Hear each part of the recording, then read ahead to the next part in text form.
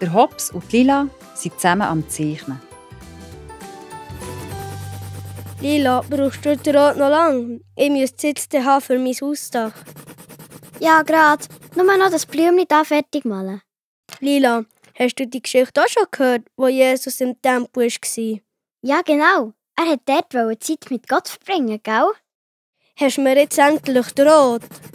Ja, ist gut. Aber ich brauche sie dann auch wieder. Wenn man mit Gott redet, muss man echt da möglichst brav und schön reden. Ich glaube es nicht. Wir dürfen doch Jesus einfach erzählen, wie es uns gerade geht. Was das uns Freude macht. Ja, oder auch, was uns Angst macht. Einfach dort, wo wir sind, dürfen wir mit Gott reden. Aber gell, Hobbs, auch am Sonntag in der Kirche können wir ja Gott auch begegnen. Du hättest mir noch die Gelb. Ich will jetzt noch eine Sonne machen. Hier, und den Rot kannst du auch wieder haben. Eine Kirche zu besuchen, die aus der Bibel erzählt wird, hilft uns auch, Gott besser lernen zu kennen, im Leben vorwärts zu kommen und Träume zu entdecken. Und weisst du was? Es fängt mega, dort Gott Lieder zu singen.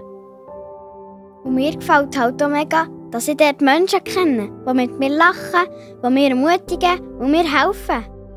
Oh, Hobbs, du bist ja schon mega weit mit deinem Haus. Für wann ist denn die Zeichnung? Das sage ich dir noch nicht. So haben Hobbs und Lila noch ein Zeitchen zusammen gezeichnet, bis sie Hunger hatten und es zu 4 Uhr schnauzen. In der Bibel steht, dass wir immer und überall zu Gott beten dürfen. Wir dürfen ihm sagen, was uns gerade fehlt und dürfen ihm für alles Danke sagen.